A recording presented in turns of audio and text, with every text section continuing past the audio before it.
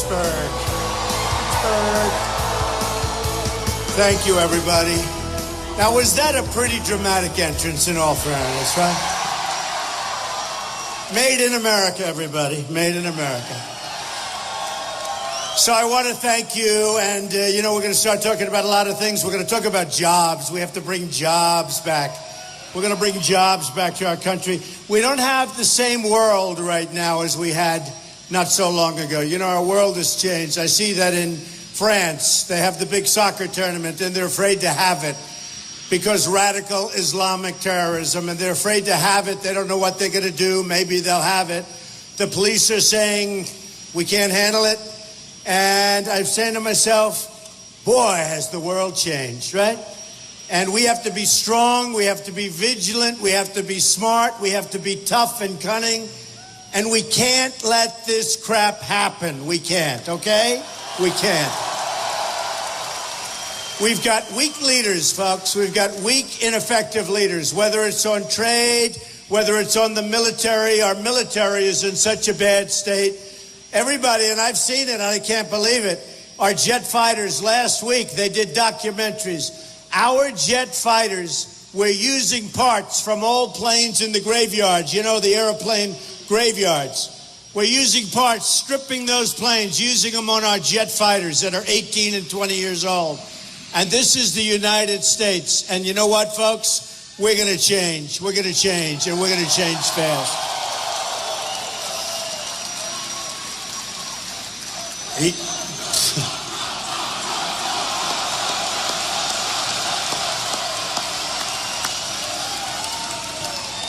I love Big Ben. Do we love Big Ben? Right?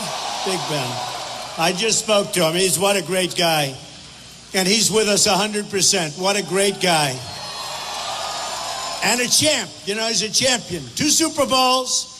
Remember the one? He grabbed the foot. Grabbed that foot. He was back there. He was falling on his back, and he grabbed a foot. And that would have been a bad day for Pittsburgh if that happened, right? So he's a good champ, and he's a good friend of mine, and he's a great guy. He's a great guy. So I want to say hello to him and a lot of the folks that are friends of his, that are friends of mine. I don't know. I got to know him over the years. And, you know, some people have what's called champion heart, right? Most people don't, I hate to say. But that's what we need. We need that in Washington. It's time. We have people that are incompetent. We have people that don't know what they're doing. They have no clue. They have no clue.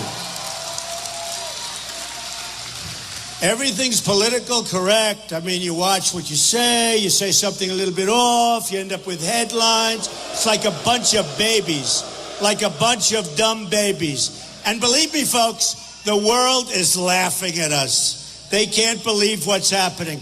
You look at trade, 300, just take a look at what's going on.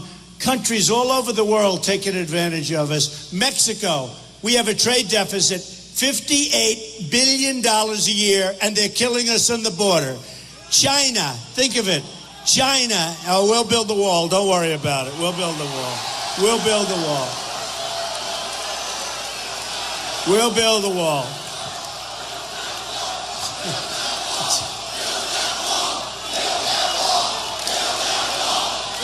We'll build that wall.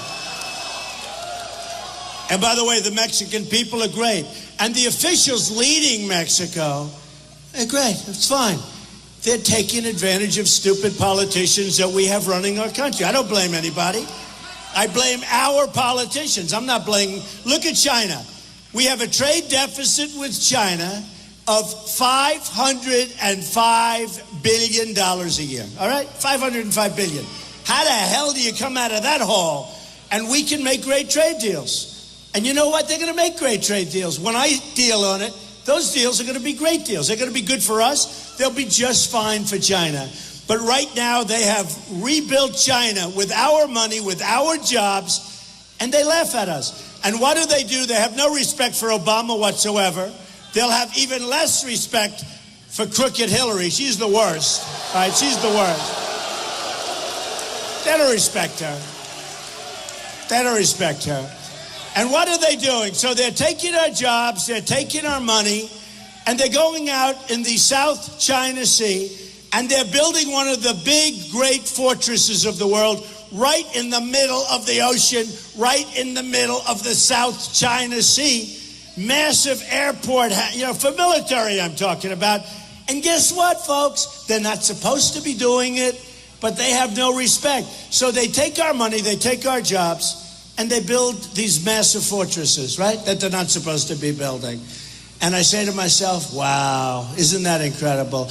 And we have such power over China because we're the piggy bank that they're stealing from and destroying. And there are other countries, not just China. China is the biggest and the best abuser. Mexico is going to be a smaller version of China. They already are. So many companies are leaving here and moving to Mexico. You have many companies that left this area. I'm looking at your numbers. I mean, Pittsburgh, you got wiped out, folks. I hate to say it. You got wiped out. Your manufacturing's way down. Your steel is way down. I look at Pittsburgh, and, maybe I'm a little old-fashioned, but I love steel, okay? I love steel. And I love the miners, and we're going to put the miners back to work, okay? We're going to put the miners back to work. Remember Hillary, about a month and a half ago, she said, we're going to put the coal mines and the miners out of business. Isn't that smart? Isn't that wonderful? She's not winning Pennsylvania, let me tell you, folks. She's not winning Pennsylvania. She wants to put the coal miners out of business. You-know-what? Not going to happen. It's not going to happen. I'm not allowed to use any bad words, by the way. If I use even little bad words, like I almost used the A word, such as Sarah, But I almost used it. If I used it, they'd say, these people, the dishonest media, the world's most dishonest people. If I used the A word, they'd say, oh, Trump used foul language, horrible, horrible, horrible. If somebody else uses it, forget it. I was saying before, because we just came up for Virginia, we just came up last night. We were today in Florida. I mean, we're all over the place. It's a beautiful scene. We were in Tampa. We're all over. And I'll tell you what, we have spirit. This is a movement. This is a movement. This is a movement. And this isn't me that's saying it. This is the cover of Time magazine, many, many covers over the last number of months. In fact, I hear we have another one coming up this week. Who knows? Good, bad, or indifferent, it's a cover. But it is a movement. And a lot of the pundits, even pundits that absolutely hate me, don't forget, they said he'll never run. He'll never run. And then they said, this is the finest group of Republicans ever to run for office. Before I joined. In fact, I said to my wife, listen, I'm hearing all about how great these people are. How can I possibly do this? But the country's going to hell. We have to do something about it. And I don't see it happening.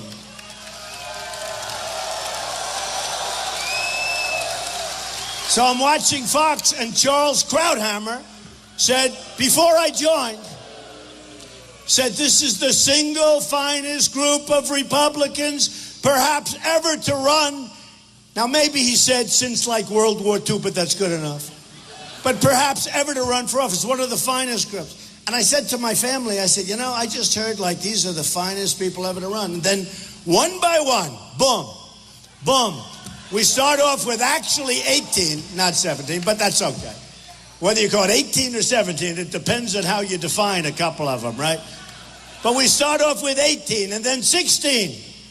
And then 15, and then 13, and then 11, and then 9, and then 7, and 6, and 5, and then, no, not 4, then 3. And then all of a sudden it was over, and they said, what the hell happened? What happened? It's Trump. It's Trump. Crazy. It's crazy. But you know what? The message has gotten there. We want to be a smart country. We want to make smart deals. I mean, some of these guys would say Trump's not conservative. I'm actually very conservative. But they say I'm not conservative because of free trade. I believe in free trade. But for free trade, you have to have smart people on your side. So the other day, I was talking to one of the commentators. Well, what's your stance on free trade? I said, I have no stance on free trade. Well, what do you have on trade? I said, I want to make good deals. They said, what do you mean by that? Very simple. Free trade, not free trade, fair trade. There's 90 different definitions. I want to make good deals. I don't care what you call it. Okay? I don't care what you call it. I'm going to make great deals for our country. That's going to put people back to work. I'm not going to have China dumping their steel all over the United States to ruin our plants and ruin our jobs. You know, they're dumping so much steel. So much steel. And in the end, what it does is it destroys our capacities. And it's not cheaper. It's not going to be cheap. It's going to be much more expensive ultimately. But they're dumping. They're stealing our intellectual property. $300 billion a year. We do nothing about it. We do nothing about it. And we have tremendous power. We have a thing called the power of taxation. If they don't behave, we put a tax on the products that come in. By the way, we make a fortune if we do that. But Obama doesn't do it because he's not smart enough. He doesn't understand business. He believes, oh, we shouldn't tax. Except that they tax us when we go in there. They tax us. And I'm not only talking about them, but they tax us. So it's like a one-way street. They send their stuff in. We try and get it in. I have friends that are in the manufacturing business. Great people, great manufacturers, better than what they have in China. They call me up. They can't do business in China. They can't get their product in, and when they do get it in, they have to pay a massive tax. We get ripped off. You're right. That's good. You're right. He's right. He knows. We get ripped off. And I'll tell you what, folks, if in November you come and pull the right trigger, we're going to have so much fun together. We're going to have so much fun. We're going to have a lot of fun. And honestly, it's not even going to be hard. So one of the greatest men, a great man, said to me, Donald, you're being too tough on China. You're being too tough on Mexico. You're being too tough. No, he said it, though he meant it. This was a number of months ago. He said, you're being too tough on Japan. Now, Japan sends us hundreds of thousands of cars, millions of cars. They come off the biggest ships you've ever seen. I was in Los Angeles recently. I'm watching. It looks like NASCAR. And by the way, Brian France, the big guy at NASCAR, endorsed Trump. Is that nice? And Don King, big Don King, we all know Don King, right? Whether you like Don or not, he's a hell of a guy. But Don King just endorsed Donald Trump. He loves Donald. And by the way, for a guy that really let us down, this poor Mitt Romney, it's sad. He's going around saying, He's a sad case. He choked. You know what a choke artist is, right? You know what a choke artist, you know when a guy misses the kick, you get rid of him, you bring another one in, right? Because you don't want that thought going in his head too much. He choked. He should have beaten a failed guy. He was a failed president. He should have beaten a failed president. He went away the last month. Where was he? I even called his people. I said, get him on television. Say what you want about Obama. He was on Jay Leno. He was on David Letterman. He was all over the place. And Romney was sitting at home not doing anything. What the hell happened? I asked my people, what happened to him? Where is he? Oh, I think we're going to be okay. I think we're going to win. I said, get on television. You got 1 month. And the guy choked like a dog. And then he says, Donald Trump may have racial tendencies. He called today, he's a trickle-down racist. That's one I've never heard, a trickle-down. And a misogynist. He doesn't know what a misogynist is. He's a trickle-down racist and a misogynist. Now I know why I lost. I mean, you talk about communication. So, no, the guy was on yesterday, CNN. And I said to myself, it's absolutely pathetic. He lost, he choked, like a dog he choked, and now it's time for somebody else. We're going to win, folks. We're going to win. We're not going to be choking. I don't choke. I don't choke. You know, I backed John McCain, good guy. I was a tough race because, you know, a lot of bad things were happening. I'm not sure if Abraham Lincoln could have won that. But yeah, I backed John McCain, big league, and he lost. I backed Mitt Romney, and he choked, and he lost. And I said, this time, folks, we're going to do it ourselves. We're going to win. We're going to win. We're winning. We're going to win, folks.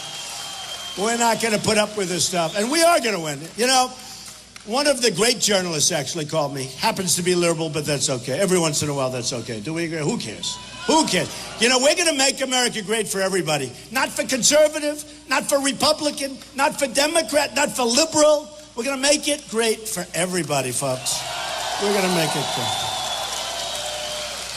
But he called me and he said, you know, you've done something that nobody else has ever done. I said, what's that? He said, what you have achieved in the world of politics never been done before. And honestly, Bill O'Reilly, who's a very tough guy and a very smart guy, said it's one of the greatest, it is the greatest, actually, political phenomena that he's ever seen. Not bad, right? I mean, you know. And others. Britt Hume said it, and he hates me. This guy hates me. The level of hatred from some of these people is incredible. And a lot of it's because they were wrong. You know, they were wrong. They said, he'll never run. He's never going to run. You know, they get paid a lot of money to be prognosticators, right? Donald Trump will never run. The next day I announce I'm running.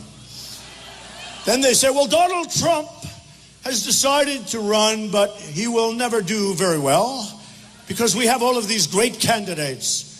So I decide to run, and I start off, you know, start off like everyone else. You start off with nothing. And then the first week I went to 8. He said, well, he has reached the ceiling. He'll always be able to get 8, but he has reached the ceiling. Next week the polls come out. He's at 14. Well, you know, there's surprising, but 14 is his absolute ceiling. There is nothing that he could do to go higher than 14. Then I go to 20, then I go to 28, 32, 38, 48, 51, then I go to 55, then in New York I go to 62, then in California I go to 78%.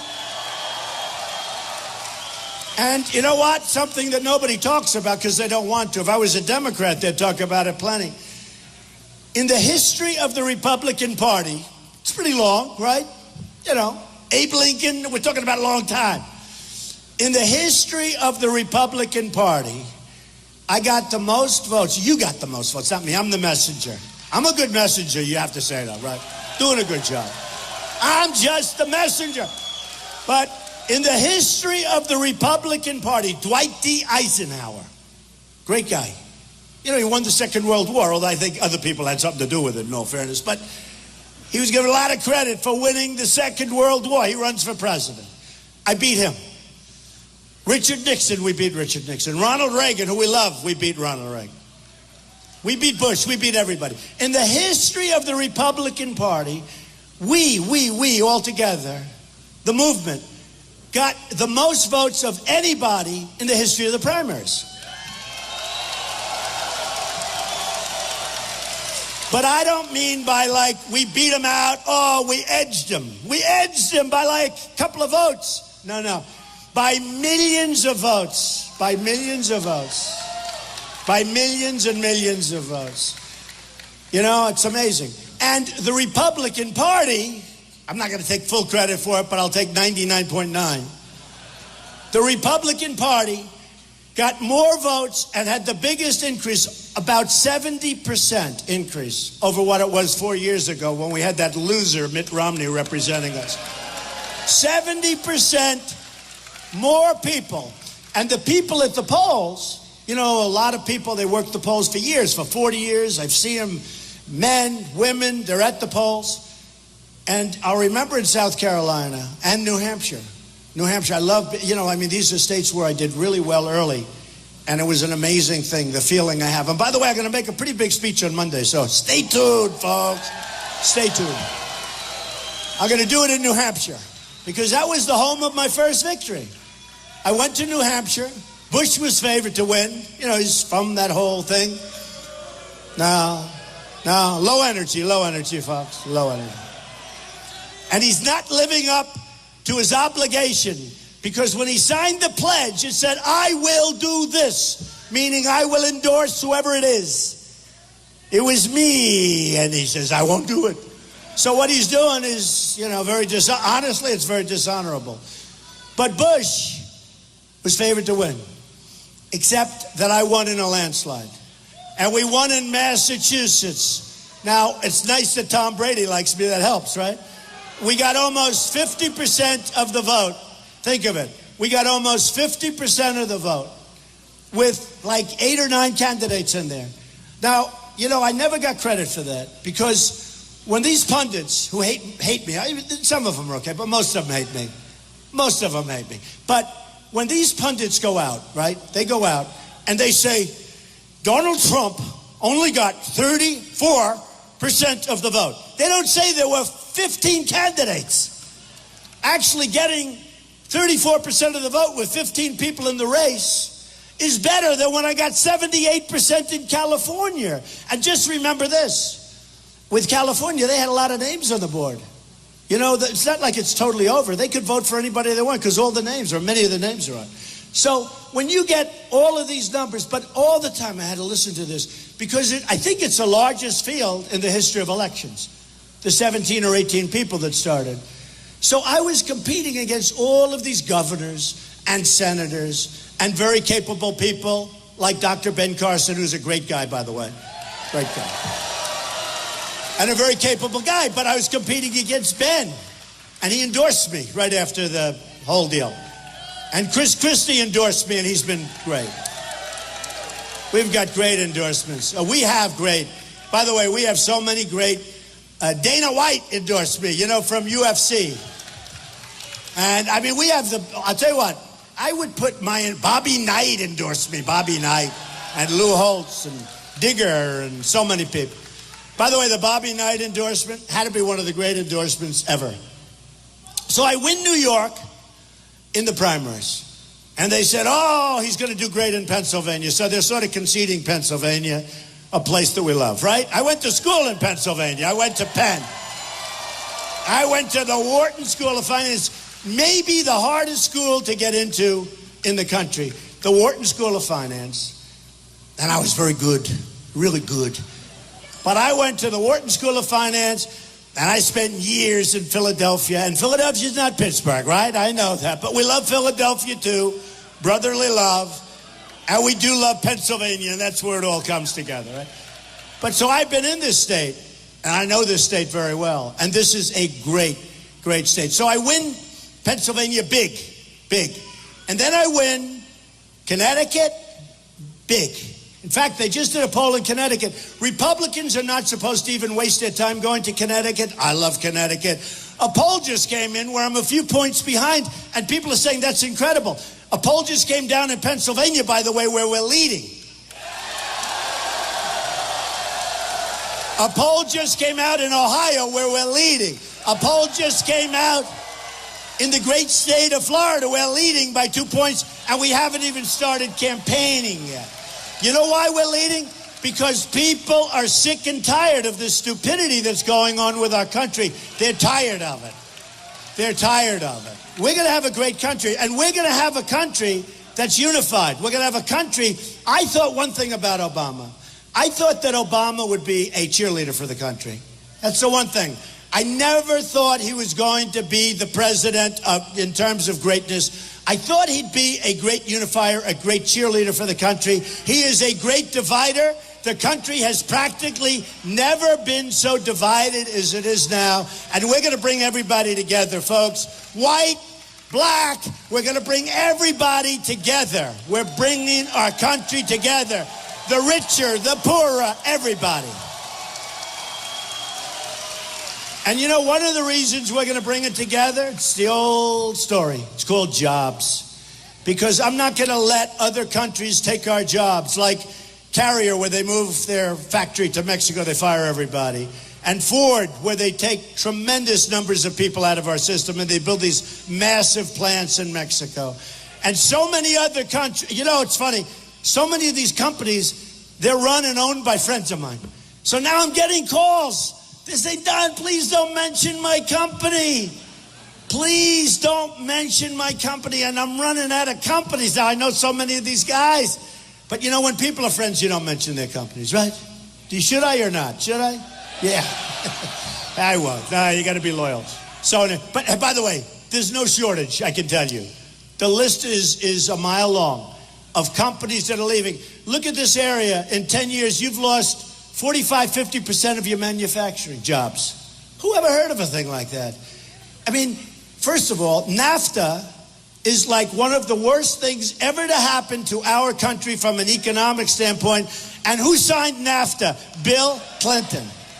And a lot of people said, oh, we had pretty good economic times with Clinton. Well, we didn't have good times, if you remember. There were a lot of bad times.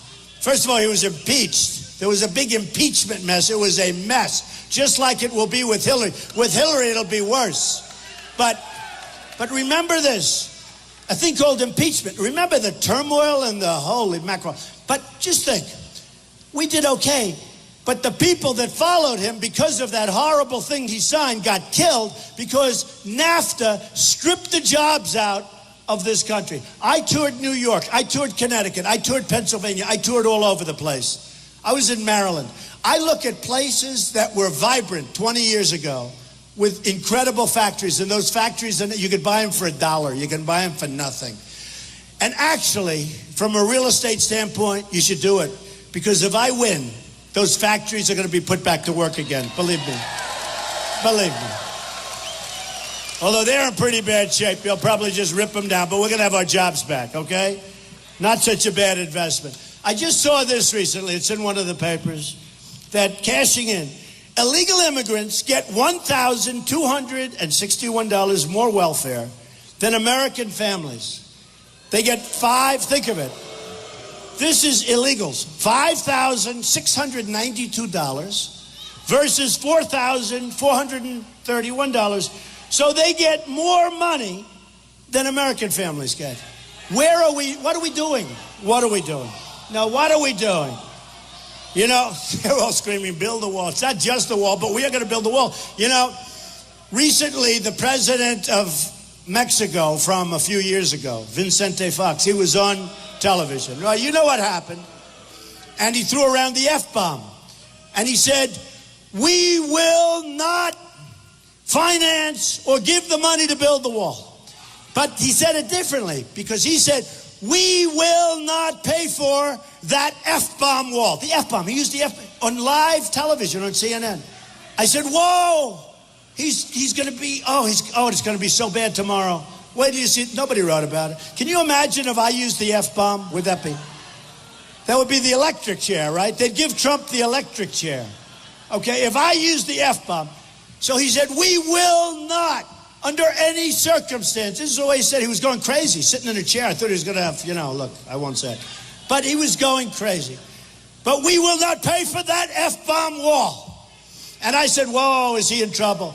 But then I said to myself, hey, I'm happy.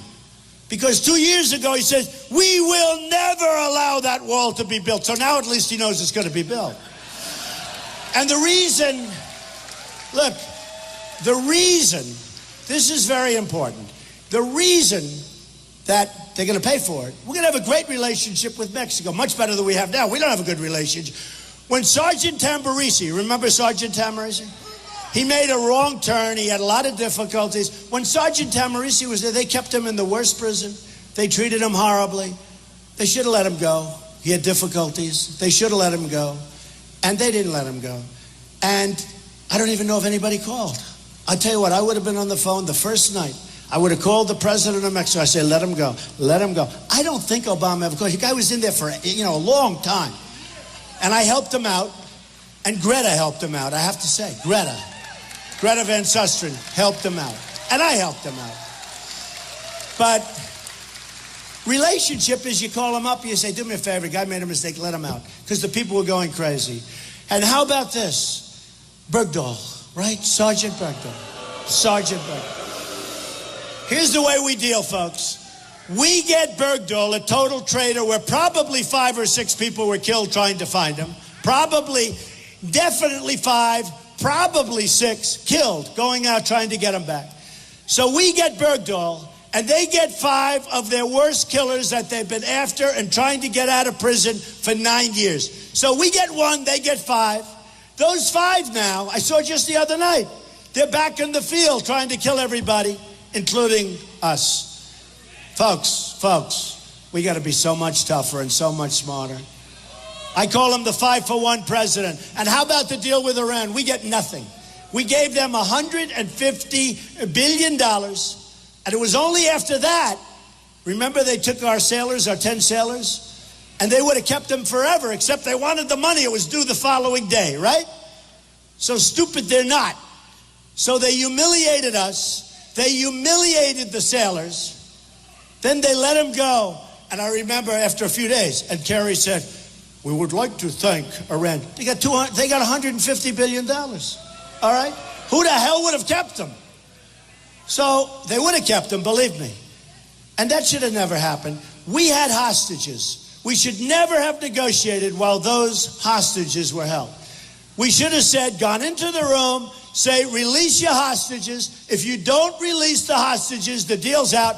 Get up, walk out. They're great negotiators, the Iranians. The Persians are great negotiators, always have been. You know, you're not supposed to generalize. I'll generalize, okay? They've always been great negotiators. And we've got a guy who doesn't know what the hell he's doing. Secretary Kerry, President Obama. President Obama is incompetent, okay? He's incompetent. Remember that. He's incompetent. Now,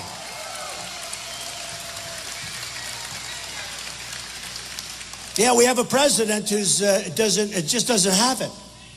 He doesn't have it. So here's what's going to happen. Here's what's going to happen. And what should have happened then? You get up and you walk the art of the deal. I mean, you know, give me a break. We never walked once. You know, did you ever see that negotiation? We would like to have the following, the Americans. No. They go, no. Oh, okay, we'll agree with you. Everything was no, no, no.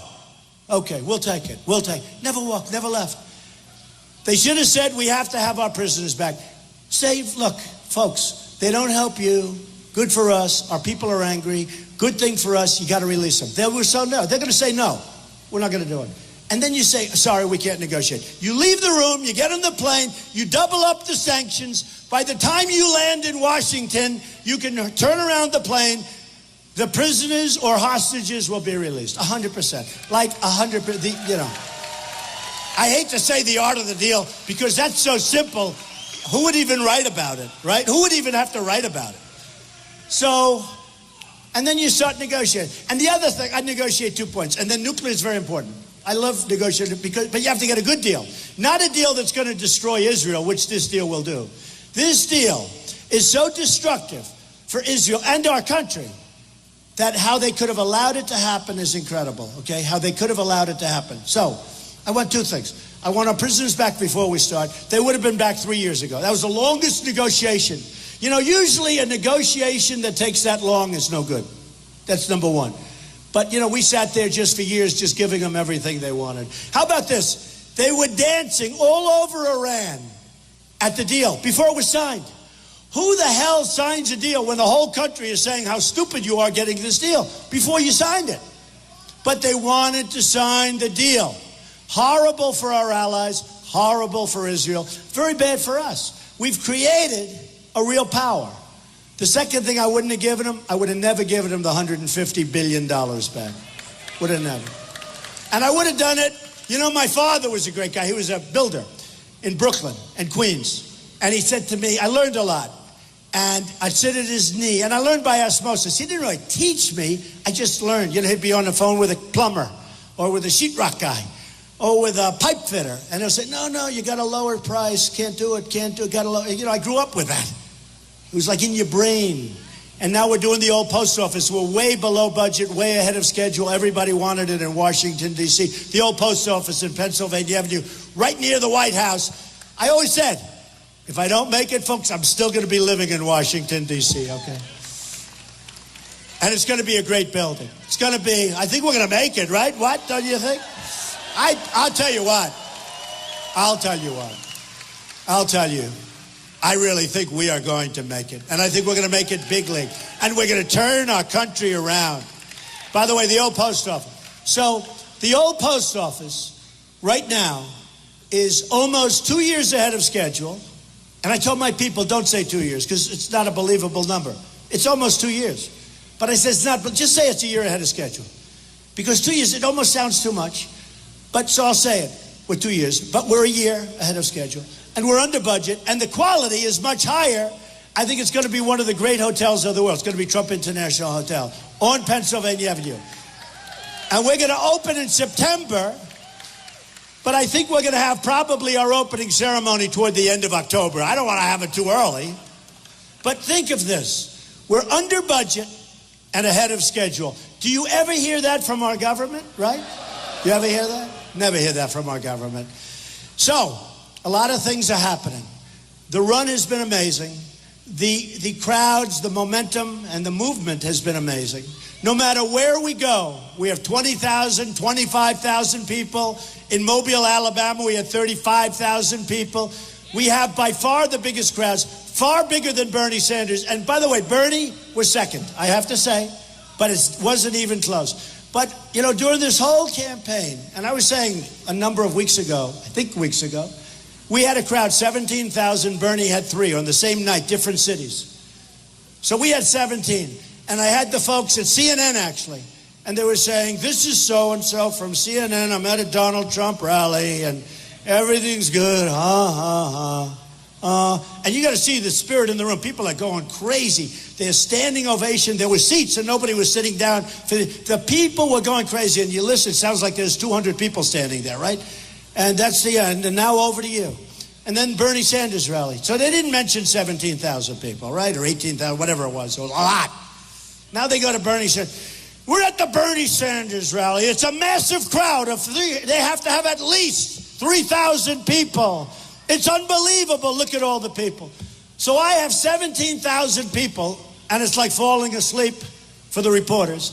He has 3,000 people, and they're talking about the 3,000 people. Let me tell you, folks, as Republicans, and the more conservative you get, the harder it gets, it is so unfair, the dishonesty of the media, the dishonesty of those people back there. It is so unfair. It is so unfair.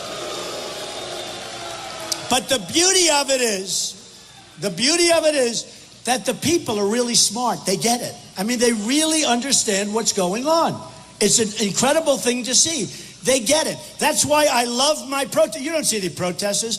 Are there any protesters? Because I love the protesters, because the only time the cameras ever turn and show how massive these audiences are, the only time, I mean, it's like an incredible thing, is when we have a protest. Do we have a protester anywhere, please?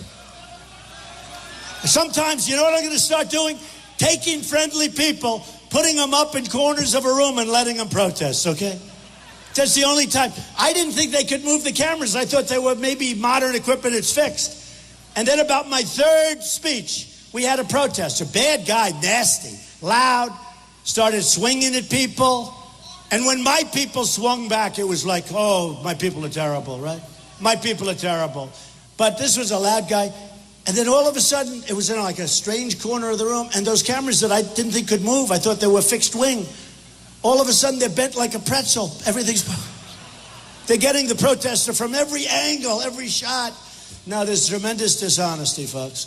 There's tremendous, tremendous dishonesty. But with all of that, with all of the stuff that goes on, and all of the phony reporting and dishonest reporting, the people are getting it. And that's why we're being covered like nobody, no place in the world. What's going on is being covered like no place in the world.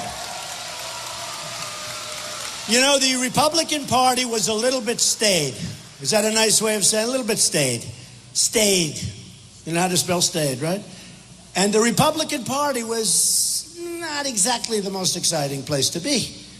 And this year we're up 70 and the Democrats are down 32 or 33 in the primaries. Okay, we're up 70% and they're down 32. Think of it. Think of it. So what's happening is an incredible thing. Now I have to say this. I say it to the leaders of the Republican Party. Folks, you got to get tougher. You got to be tougher. You got to be strong. We've had a lot of losses. We've lost a lot of these presidential elections over the last long period of time. You've got to get strong. You've got to get tough. You've got to be smart, or you're not going to have a lot of victories. And I'll be honest, I'm talking about for them, because I think I'm going to win anyway. I really think I can win. I don't want to do it that way. Do you understand what I mean? I'm not even sure it's not better for me. But I'd like to see the Republican leadership get very strong, very sharp, very smart, and be cool. You got to be cool. But we're winning either way. are going to win either way. And we're going to set this country back on course. And we're not going to protect all of these nations where we're subsidizing the military protection of massive nations that are making fortunes of money, and they're paying us a fraction of what it costs. Can you imagine, as an example, Japan, great people, I love it, but we subsidize Japan. And yet they're sending us cars. You know, we send them wheat. We send them beef. They send us millions of cars. And we send them beef. And they don't want the beef. Half the time they want to send it back. They don't even want it because their farmers don't want it. You talk about a trade imbalance. Take a look at the trade imbalance between the United States and Japan. One of the great trade imbalances anybody has ever seen. It's cars versus a piece of Kobe steak. You know why Kobe steak? Because it gets back and forth so much that by the time it finally gets in Japan, it's rotted. And that's what Kobe beef is, right? It's old beef that they charge a lot of money for, a pretty sad way. But let me just tell you, folks, let me just tell you, we've got to be smart. We can no longer subsidize we subsidize Germany. We subsidize Saudi Arabia. Saudi Arabia. Now, before the oil went down, they're still making a lot, but before the oil went, they were making $1 billion a day. And we're subsidizing them. We have our military. We are paying the rent on military bases. We're paying rent. They're charging us rent. And we're over there to protect them. And honestly, I have many Saudi friends, obviously many German friends. Obviously, I have a lot of people from Japan and other countries, South Korea. We have 28,000 soldiers on the line between North and South Korea. And every time, potentially the madman raises his head or opens his mouth, we send our ships and our planes and we have everybody ready. They got to pay us something we don't get. And can you imagine if these countries paid just a fair price for this? You're talking about a whole different United States. This isn't 40 years ago, and it's not 20 years ago. We are stone cold broke. We owe $19 trillion. Nobody even knows what a trillion is. They don't know. I have a smart guy, made millions and millions and maybe billions of dollars on Wall Street. I say, define trillion for me quickly. He said, let's see, it's you know. You know how much money this is? We owe 19 trillion, going up to 21 trillion because of the omnibus budget, which was passed. Which, by the way, allows Syrian refugees in. We have no idea where they are, who they are, where they come from. Excuse me, folks. They're coming to Pittsburgh. You just don't know it, okay? They're coming to Pittsburgh. You don't know it. They're being put all over the country just like they want to be. And who knows? You know, we talk about Trojan horse. We talk about Trojan horse. And maybe it's a Trojan horse, and maybe it's not. But we have enough problems in this country. When you look at Paris, when you look at San Bernardino, when you look at all these different places, a couple of things I have to tell you.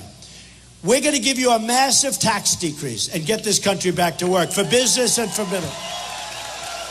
Hillary Clinton is going to raise your taxes very substantially, possibly to 55 or 60%. That is going to be the end. She's going to raise your taxes. And you know what? She has no plan. She doesn't talk about it. She won't talk about it.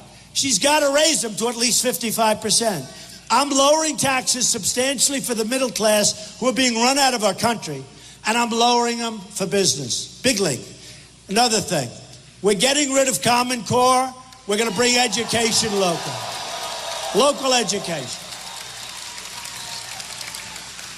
We're repealing and replacing Obamacare. 100%. Disaster. Obamacare is a disaster. Hillary Clinton wants to abolish the Second Amendment. In other words, she wants to take your guns away, folks. Now, the NRA, National Rifle Association, just endorsed me. I think it's the early endorsement they've ever given to a candidate. So we are going to stand totally strong. Totally strong. They want to abolish it. They literally want to take your guns away. You know, if in San Bernardino or in Paris, Paris is probably the toughest place in the world to have a gun. So these thugs walk in and they go boom, boom, boom. kill 130, hundreds in the hospital, still in the hospital. They'll never be the same. Just horrific injuries. And if we had a couple of like the folks here, like this guy here with the Trump hat on, the blue Trump hat right there, the handsome man with a beautiful head of hair. Look at the beautiful head of hair on that guy. What are you wearing a hat for? If we had a couple of people, if in San Bernardino or let's say Paris, they were in there and they had a gun right around here or a gun strapped around their ankle, and the bullets were flying in the opposite direction also, number one, they probably wouldn't have even gone there if they knew there were guns. Okay, remember that. Don't underestimate that. But number two, assuming they did and they started playing games, the carnage is going to be one hell of a lot smaller than it ended up being. So we are going to protect our Second Amendment. Hillary Clinton wants to abolish your Second Amendment. And I'll tell you what, on that issue alone, I think we win the election. I really do. I think we win the election. So a lot of things have happened. Our country doesn't win anymore. Our military, as we said, is depleted. But we're going to start taking care of it, and we're going to knock the hell out of ISIS. You're right. We're going to knock that. We have no choice. I didn't want to go in Iraq. I said I didn't want to go from the beginning. I didn't want. You're going to destabilize the Middle East. But you know what? And that's exactly what happened. I've been a good prognosticator. You know, about a month ago, I was asked on CNN by Wolf Blitzer. I was asked about NATO. Now, I'm a businessman. I'm not like asked about NATO too often. It's not like, oh, gee, I'm the old-time expert, but I have a lot of common sense. And I know NATO and I understand NATO. I said, what do you think about NATO? Something to that effect. And I said, well, let me tell you. Number one, it's obsolete because it doesn't really cover properly terrorism. Number two, you have countries in there, because I read this someplace, that aren't paying what they're supposed to pay, and some aren't paying practically at all. And we're protecting them. And if something happens to them, what do? Go into World War III over a country that's not even paying us. And the next day in the press, oh, that's terrible. What a terrible answer. He doesn't like NATO. Oh, that's a bunch of phony people. And then about 2 weeks after I said it, some people, you can't see the forest for the trees, right? All of a sudden, people that were experts on NATO were saying, Trump had a point. It is obsolete. And we don't really cover terror. And we don't even have the right countries in there if you're talking terror, because it's a different kind of terror. And Trump's right. And you know what else? A lot of these countries aren't paying. They're not paying. They owe us 2% of GDP or 3% of GDP. They're not paying. Because it's like in the real estate business, real estate, we say they're delinquent. They're not paying, they're delinquent. They're not paying. We have to get somebody to ask for the money. They got to pay. I mean, we're protecting them, they don't pay. And all of a sudden, people are saying, hey, that was good. All right, that was the end of that. Then 3 days ago, on the front page of the Wall Street Journal, NATO to open up massive terror operation. And I don't even know that much about NATO. It's called instinct, it's called common sense. That's what you need.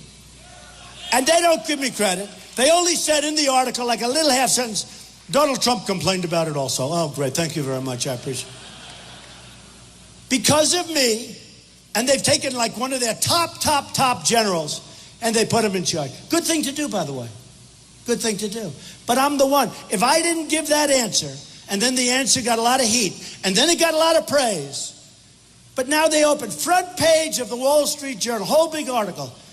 NATO to operate and open major terror group, meaning to oversee. And one of their top people is put in charge. That's common sense, folks. That's common sense. Remember I said take the oil? I didn't want to be in Iraq, but I said when you leave, take the oil. Well, you know who's going to get the oil. ISIS already has the oil.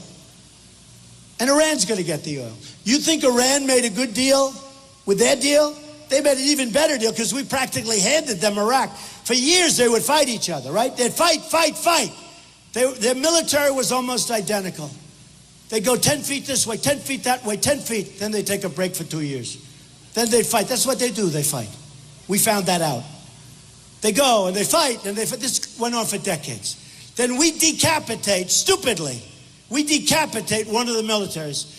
And now Iran, as sure as you're standing here, Iran is taking over Iraq. We gave it to them. We handed them. They wanted to do it for forever. And we handed them. That's better than the Iran deal that our very incompetent Secretary of State signed with them. So now Iran is going to end up with Iraq. They have Yemen, and they don't want Yemen, but they love the border to Saudi Arabia. And let me just tell you, I said, Saudi Arabia doesn't pay us nearly enough, right? Boy, would I do well. I'd say, fellas, I saw that magnificent 777, Boeing 777. You guys never want to fly commercial, do you? Because you know what? If we ever left Saudi Arabia, that thing would be gone so fast. So fast. And all you need is somebody that knows how to negotiate.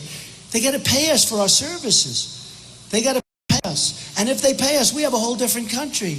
If these people, and we're not doing it as a threat, and you have to be prepared to walk. It's possible we have to walk. And don't forget, we now have energy capacity that we're not even using because of all the restrictions and all of the problems. We now have, so we don't need these countries that we've died for and spent trillions of dollars for. So they got to help us out. They got to help us out. And just in closing, I'll say this. Look, when I decided to do it, I didn't need this. It's 140 degrees up here. That's the end of this suit. Soaking wet. Does anybody want my jacket? You don't want it. I don't need this. But I'm having a lot of fun. I'm getting to know the people of this country. We have unbelievable people. This country, you know, I say, make America great again. It's going to be make America great again for everybody. And it's also going to be, we can make America, I really believe this, greater than ever before. You know, when we had the debates, I didn't know anything about debating. And yet every single poll, Drudge, great guy, Time Magazine, all of Slate, I don't know, all these 7, 8 different polls. Every single poll had Trump winning every single debate. Every poll, every debate. I was on center stage, and I didn't know. I mean, Ted Cruz was this great student from Harvard and Princeton, and he was a debate champion.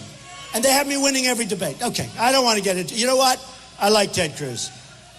I just like, well, he's got to sign, you know, I don't care if people endorse me, but I do want them, when they sign the pledge, they got to sort of live up to what they say, because then I feel differently.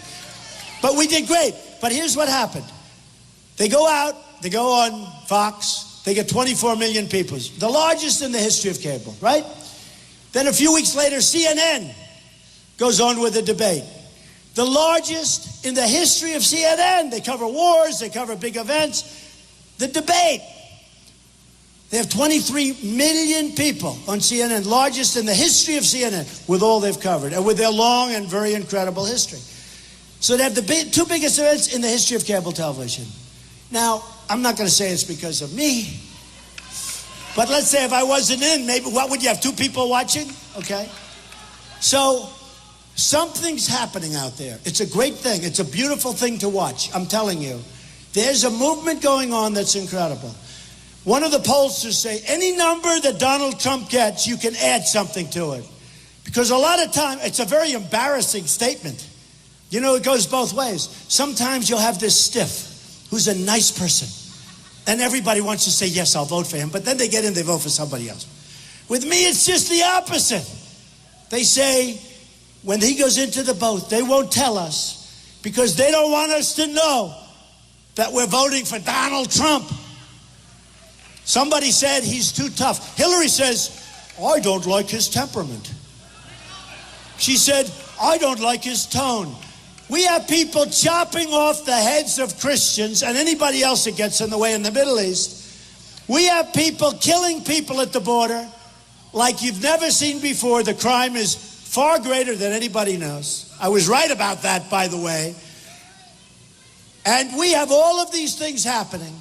And she says, I don't like his tone. Well, let me tell you, a book was written by a Secret Service agent, and they talked about Hillary. And they said, she's a horror show. She's got the worst temperament they've ever seen. She's a maniac. And if she was ever president, it would be a disaster. So, folks,